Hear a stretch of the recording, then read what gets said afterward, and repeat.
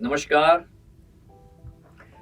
साथियों, जो पिछले एपिसोड्स में आपका प्यार, आपका स्नेह और साथ मिला, उसके लिए आपको सबसे पहले धन्यवाद दूंगा कि आप हमारी पोस्ट को, हमारे चैनल को इतना पसंद कर रहे हैं। कोटि कोटि धन्यवाद, बहुत बहुत आभार।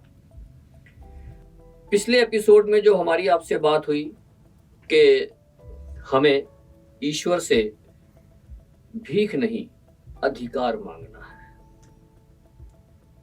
अधिकार वही मांगता है जो अधिकारी हो, और अधिकारी बनने के लिए हमें वो सब करना पड़ेगा जो सामने वाला चाहता है। यही टर्म्स एंड कंडीशंस हैं ईश्वरवादी होने में और धार्मिक होने में, यही डिफरेंस है। अब आती है बात, ईश्वर को क्या पसंद है। आज हम इसी विषय को लेकर चलते हैं। ईश्वर किसे कहते हैं और ईश्वर को क्या पसंद है।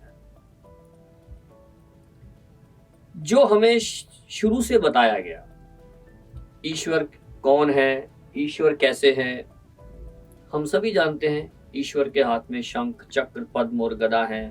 कुछ लोग कहते हैं ईश्वर निराकार है, कुछ कहते हैं साकार है। वो अपनी अपनी मान्यता है, अपने अपने पंथ हैं। जिसको जो साधन, जो रास्ता ठीक लगता है, वह उस मार्ग को चुन सकता है। लेकिन एक रास्ता और भी है जिसके ऊपर मैं चलता हूं। आपको बाध्य नहीं कर रहा हूं, लेकिन जो रास्ता मुझे ठीक लगता है, जिसके ऊपर मैं चल रहा हूं, मेरी समझ ये कहती है कि दुनिया के अंदर जितनी भी अच्छाइयां हैं, उसको एक जगह इकट्ठा कर लीजिए। उसकी जो आकृति बनेगी, उसे ईश्वर कहते हैं। दूसरे शब्दों में, अच्छाई को ईश्वर कहा जाता है, सत्कर्मों को ईश्वर कहा जाता है, अच्छी सोच को ईश्वर कहा जाता है।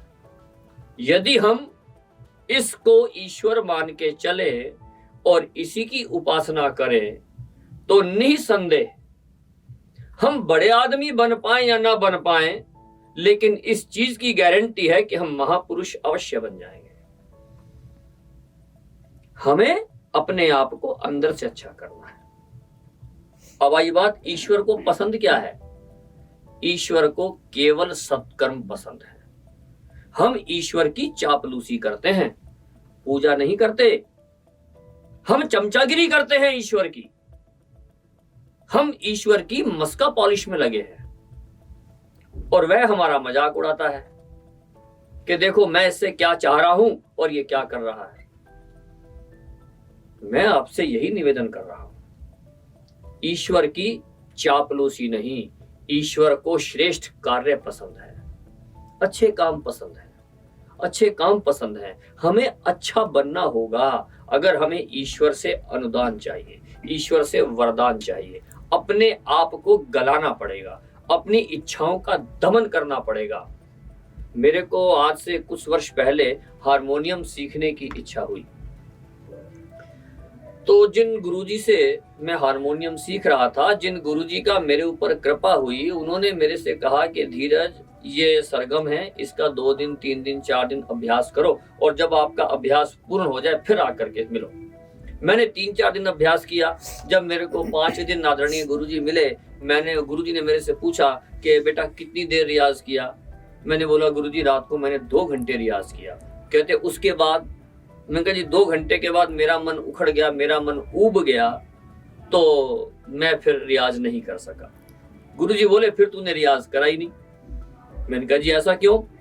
कहते वास्तव में 2 घंटे तुम तब तक रियाज करते रहे जब तक तुम्हारा इंटरेस्ट आ रहा था। जब तुम्हारा इंटरेस्ट खत्म हो गया, तुमने रियाज बंद कर दिया, तो इसका मतलब रियाज हुआ ही नहीं। क्योंकि वास्तव में रियाज उसको कहते हैं, मन को मार मार के, मन को पीट पीट करके जबरदस्ती बैठाने की कला को रियाज कहते हैं। अपने मन को पीट करके, अपने मन को समझा करके जो हम काम करें, अगर मन हमारा किसी गलत तरफ चलने को कह रहा है और हम ईश्वरवादी हैं, तो वही हमारी साधना है। उसी को साधना कहा गया कि गलत काम करने के लिए मन हमें प्रेरित कर रहा है, और वो प्रेरित करेगा, क्योंकि हमारा शरीर हार्ड मास का है। हमारा शरीर भौतिक है, हमारा शरीर 5 तत्वों से मिलकर बना है। जाहिर सी बात है, जिस तत्व का शरीर है उसी तत्व की डिमांड करेगा। या ऐसे समझिए आप, हमारा शरीर सुख मांगता है, सुख, और हमारी आत्मा आनंद मांगती है। सुख और आनंद में जमीन आसमान का फर्क है। हम हिंदी व्याकरण को उठा करके देखें, आपको दिन का विलोम शब्द मिलेगा रात, बचपन का मिलेगा वृद्धावस्था, महिला का मिलेगा पुरुष, यहाँ का वहां, ऊपर का नीचे, आकाश का पाताल, हर शब्द का आपको विपरीत मिलेगा। जैसे सुख का दुख, जीवन का मृत्यु। एक शब्द ऐसा है हिंदी डिक्शनरी का जिसका आपको ऑपोजिट नहीं मिलेगा, और वह शब्द कौन सा है? वह शब्द है आनंद। क्योंकि आनंद डे बाय डे बढ़ता है। आनंद और सुख में क्या अंतर है? मान के चले हमने 5 स्टार रेस्टोरेंट में 5 स्टार होटल में खाना खाया, किसी अच्छे रेस्टोरेंट में हम खाना खाने के लिए गए, डिनर या लंच हमने वहां पर किया, यहां हमको सुख मिलेगा, यहां हमको सुख मिलेगा। और अगर हमें वैसा ही लंच एक रात हमें ऐसी मिले कि हमें हमारी मां खाना खिला रही हो, तब वो हमें आनंद मिलेगा। किसी शायर ने कहा है, सोते तो तब थे जब मां सुलाती थी, अब तो बस थक कर गिर जाता। वो जो मां की दी हुई नींद है वो आनंद है। और आज एसी चला करके, लाजवाब डबल बेड पे सो करके, साउंड प्रूफ रूम में सो करके, फिश एक्वेरियम वाले रूम में सो करके, लाजवाब सीनरी लगे हुए रूम में सो करके हमें सुख की अनुभूति तो हो सकती है, लेकिन मित्रों हमें आनंद नहीं मिल सकता। क्योंकि आनंद हमें आत्मा से मिलना है। जो लोग धार्मिक हैं, जो लोग ईश्वरवादी हैं, जो लोग तीर्थ यात्राओं में जाते हैं, आप में से ऐसे असंख्य लोग होंगे, उनके लिए भी सुख और आनंद का एक और आप ही की भाषा में समझाने का प्रयास करता हूं। हम लोग होटल में सोते हैं, अपने घर में सोते हैं, हर प्रकार का सुख सुविधाओं का ध्यान रखते हैं। जरा सी होटल की बेडशीट गंदी होती है ना, तो हम होटल के मैनेजर को तलब कर लेते हैं, रूम सर्विस को बोलते हैं, इमीडिएट बुलाइए मैनेजर को, भाई साहब आपकी बेडशीट गंदी है, चेंज कराइए। वो भी रिक्वेस्ट करता है, sir sorry, I am very sorry sir, मेरे से गलती हो गई, मैं बेडशीट अभी चेंज करा देता हूँ। मैं अभी हाउसकीपिंग को बोलता हूँ, अभी रूम सर्विस को बोलता हूँ, हमारी बेडशीट सेकंड्स के अंदर चेंज हो जाती है।